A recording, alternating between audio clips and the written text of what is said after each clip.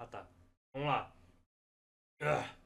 Os recomeços de Onechambara. Onechambara. É o Onechambara. Por favor, se inscreva no canal, deixa o like, comente e apareça nos próximos vídeos. Falou. Deve ser isso. Vê os dois não. Nossa, mandou um 7 vídeos. Vou ver aqui, mano. Que isso, é É Dead or Alive, sei lá. Quando eu fiz o meu vídeo falando sobre a Simple Series, uma dupla de jogos que se destacou muito naquela seleção foi a dos dois Onechambara. O conceito de uma moça de biquíni e chapéu de cowboy matando zumbis em um processo de busca por vingança é toda a sinopse que eu preciso para ser convencido a jogar um jogo. Porém, a experiência de jogá-los propriamente era tenebrosa.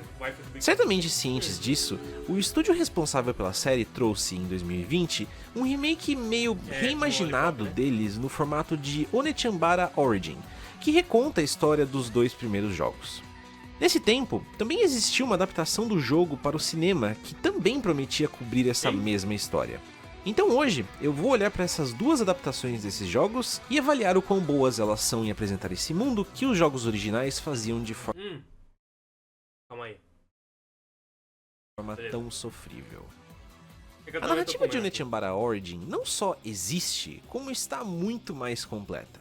O jogo junta as duas primeiras ideia, tipo, Suda 51, esses bagulho? campanhas em uma só, reorganizando alguns eventos aqui e ali e principalmente dando, ou tentando dar, um significado para as fases que visitávamos originalmente, ao mesmo tempo que compartimentaliza essas fases em trechos menores e mais isolados, tirando aquele backtracking horrível que atormentava principalmente o segundo jogo. Aqui você joga fase a fase, com uma progressão mais lógica, enquanto tem alguma liberdade para explorar os cenários em busca de destruir objetos que podem dropar itens, ou engajar em combates opcionais pela experiência. Já as mudanças que a narrativa sofre são para conectar melhor os dois jogos e aprofundar mais algumas personagens. Em geral, eu acho que esse é um dos pontos com o equilíbrio mais perfeito que esse jogo atinge, pois dá personalidade às personagens e justificativas para aquele mundo, mas ainda assim deixa espaço suficiente para ser vago e idiota na medida certa. É uma campanha curta de menos de 5 horas, que é uma duração similar aos jogos do Play 2, mas divertida, engajante e completamente maluca. Essa diversão também vem, em grande parte, do combate completamente reformulado. Aqui você começa com alguns combos básicos para cada personagem e vai ganhando mais conforme sobe de nível entre as fases. Com o passar do jogo, você libera uma segunda arma para cada uma das irmãs, e os combos de cada personagem e arma são únicos.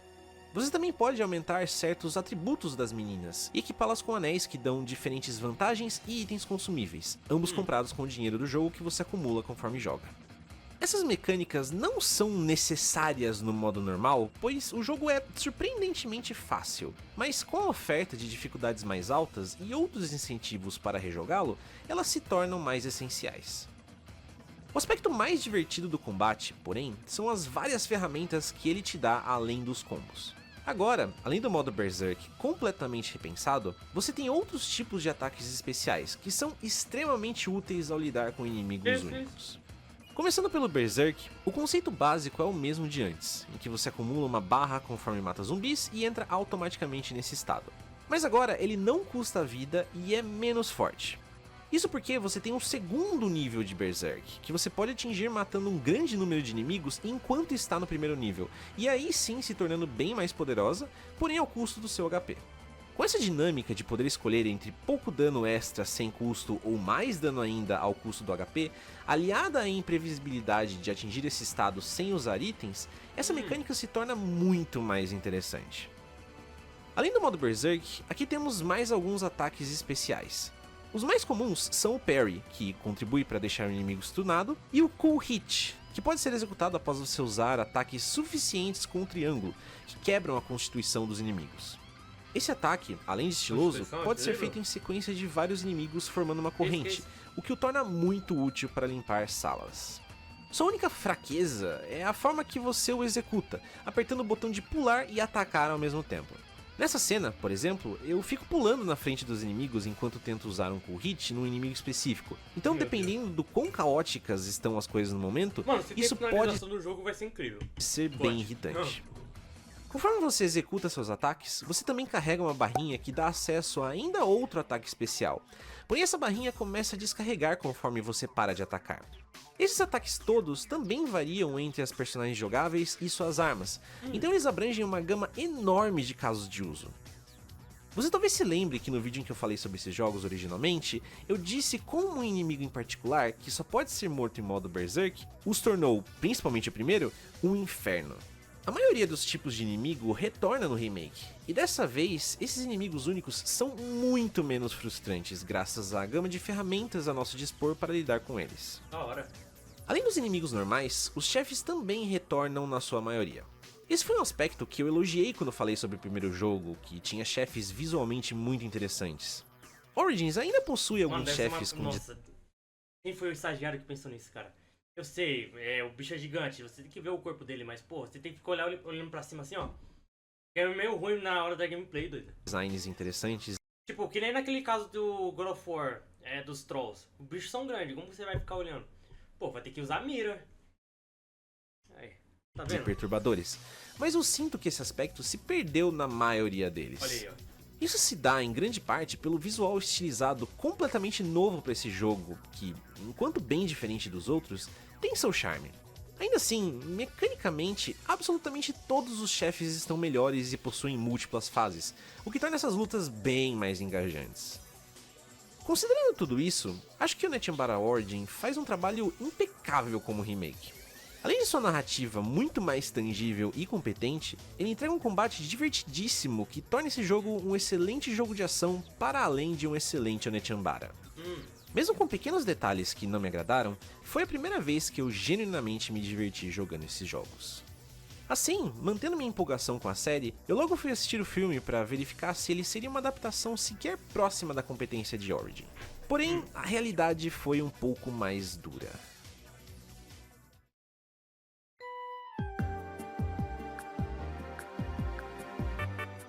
Acabou?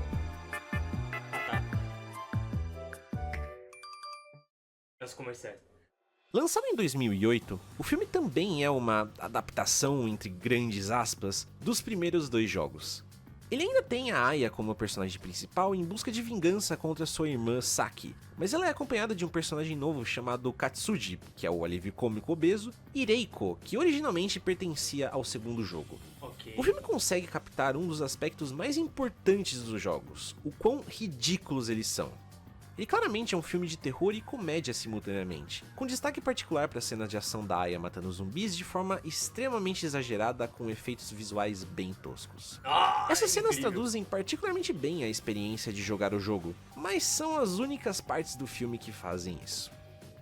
Quando os personagens não estão decimando zumbis e desafiando as leis da física, Porque o filme tem tenta demais ser um filme de zumbi comum, com o seu lado mais dark e cenas emocionais. Logo de cara já dá pra notar isso pelo filtro meio acinzentado que existe na imagem e o tom dos personagens ao discutir suas histórias trágicas. Ainda assim, o maior pecado está na Aya, que, sem exagero nenhum, fala em torno de 4 frases o filme todo. Hein? É estranho apresentar uma protagonista com uma vibe meio loba solitária silenciosa em uma Muito história Ed, como muito essa, dark. porque não dá pra levar a sério o peso emocional das circunstâncias em que eles vivem, quando ela é uma moça de biquíni e chapéu de cowboy que mata zumbis com uma katana. Ok. Esse conflito de tons também se apresenta no combate final contra a Saki, quando temos uma luta extremamente anime que leva facilmente 15 minutos no total, intercalada por flashbacks das duas na infância que não explicam muita coisa tanto quanto querem te fazer sentir algo por elas. No fim, eu sinto que esse filme consiste de uma excelente adaptação galhofa de Onechambara inserida em pontos de um filme genérico Comédia, de mano, zumbis. comédia. Muito perto de ser ótimo, mas que, ironicamente, falha na execução assim como as suas inspirações. Nunca fica bom em adaptação pra, sei lá, live action, sei lá, esses combates de espada. Parece muito random, não sei. Após ter a experiência do Onechambara de Play 2 de 3 formas diferentes, Não dá eu, impacto, no mínimo, essas- me sinto muito mais apegado a essa série por ser quase um kusoge primordial. As três Kuzuge. versões são Kuzuge. diferentes o suficiente para justificar a experiência de todas, mas se você está buscando a indiscutível melhor delas, Origin é o que eu recomendaria de olho fechado. Se você ainda quiser se aprofundar mais, eu acho que os jogos originais são Cara, eu no não mínimo posso começar a interessantes ir do atrás ponto de desse vista bagulho de histórico, senão eu enquanto o vou filme tem querer seus atrás momentos, demais, aí eu mas vou distorce ficar tanto a perdendo história cara, para criar um tom mais sério que eu recomendaria apenas como um complemento. Independente do que você escolher, é certamente difícil não pelo menos se entreter com esses jogos tão únicos. Da hora. Ô, deixa eu pegar outra aqui.